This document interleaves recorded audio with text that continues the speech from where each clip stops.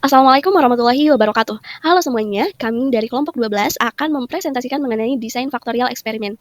Baik, sebelumnya perkenalkan, saya Rima Ramadhani dan Nur Amalina Hasya akan membahas lebih dalam mengenai apa itu desain faktorial eksperimen. Langsung saja, desain faktorial melibatkan variasi lebih dari satu faktor dalam suatu eksperimen. Faktor-faktor ini dapat bersifat kategorial atau kontinu dan dapat memiliki lebih dari dua tingkat. Desain faktorial dapat memungkinkan pengujian efek tunggal dan interaksi antar faktor yang dapat memberikan pemahaman lebih mendalam mengenai cara faktor-faktor tersebut saling mempengaruhi. Saya ambil contohnya mengenai penelitian tentang pertumbuhan tanaman yang mempertimbangkan dua faktor antara jumlah cahaya mengenai rendah, sedang, tinggi, dan tingkat air rendah, sedang, ataupun tinggi dengan menggunakan desain faktorial. Nah, dalam hal ini, peneliti dapat mengamati bagaimana sih interaksi antara cahaya dan air dapat mempengaruhi pertumbuhan tanaman. Kemudian, tujuan desain faktorial yaitu untuk menyelidiki apakah terdapat perbedaan yang berarti mengenai rata-rata efek tiap taraf ataukah tidak. Nah, ada kalanya kedua faktor saling sinergi terhadap respon yang positif. Namun, di sisi lain, ada kalanya juga keberadaan suatu faktor itu justru menghambat kinerja faktor lain yang bersifat negatif tentunya. Kemudian, dalam desain faktorial juga terdapat prinsip-prinsip. Yang pertama yaitu ada prinsip variasi faktor. Desain faktorial melibatkan variasi lebih dari satu faktor. Faktor-faktor ini dapat bersifat kategorikal atau kontinu dan eksperimen dapat melibatkan lebih dari tingkat faktor. Kemudian yang kedua ada interaksi antara faktor. Prinsip ini mengacu pada kemampuan desain faktorial untuk memeriksa interaksi antar faktor, yang berarti bahwa efek satu faktor dapat bervariasi tergantung pada tingkat faktor lainnya. Kemudian ada kombinasi tingkat faktor. Nah, desain faktorial mencakup semua kombinasi tingkat faktor yang diujinya. Kemudian, selanjutnya ada replikasi. Replikasi berguna untuk meningkatkan keandalan hasil yang tentunya penting untuk melakukan replikasi atau pengulangan pengukuran di setiap kombinasi tingkat faktor. Kemudian ada randomisasi yang membantu menghindari bias yang mungkin muncul akibat faktor-faktor yang tidak dikontrol. Kemudian ada analisis statistik yang prinsip ini menekankan pentingnya menggunakan metode analisis statistik yang tepat untuk mengidentifikasi efek utama dan interaksi antar faktor. Kemudian ada pertimbangan etika dan keamanan. Peneliti dalam hal ini harus mempertimbangkan aspek etika dan keamanan dalam merancang dan melaksanakan eksperimen. Kemudian ada kontrol faktor eksternal. Dalam hal ini, upaya yang harus dilakukan adalah untuk mengontrol faktor-faktor eksternal atau variabel lain yang tidak diinginkan yang dapat mempengaruhi hasil eksperimen.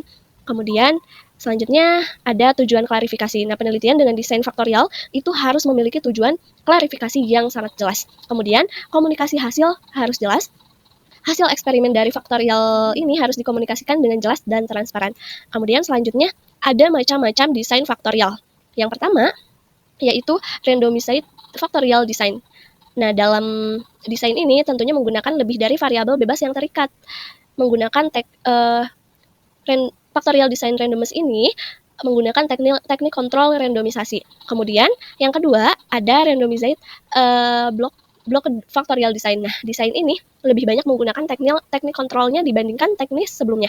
Nah, desain ini menggunakan teknik kontrol konstansi terhadap variabel sekunder dengan blockingnya. Kemudian yang terakhir yaitu ada statistical control with factorial design. Nah, dalam hal ini penggunaan kontrol statistik untuk VB memiliki kelebihan. Di antaranya yaitu kontrol tersebut dapat dilakukan apabila pelaksanaan penelitian sudah selesai, yaitu dengan mengontrol hasil statistiknya.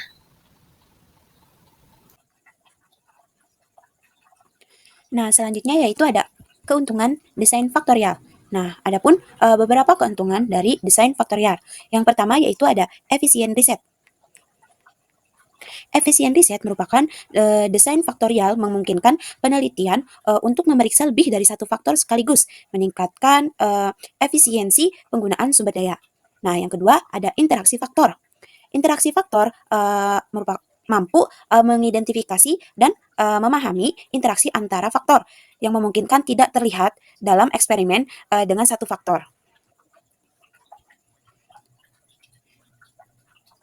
Nah, yang ketiga yaitu ada generalisasi hasil. Generalisasi hasil merupakan pemahaman yang lebih mendalam tentang bagaimana faktor-faktor bekerja sama, memungkinkan generasi hasil ke situasi dunia nyata yang lebih kompleks. Dan yang terakhir yaitu ada ekonomis. Ekonomis dalam beberapa kasus, desain faktorial dapat lebih ekonomis dibandingkan dengan melakukan serangkaian eksperimen terpisah untuk masing-masing faktor.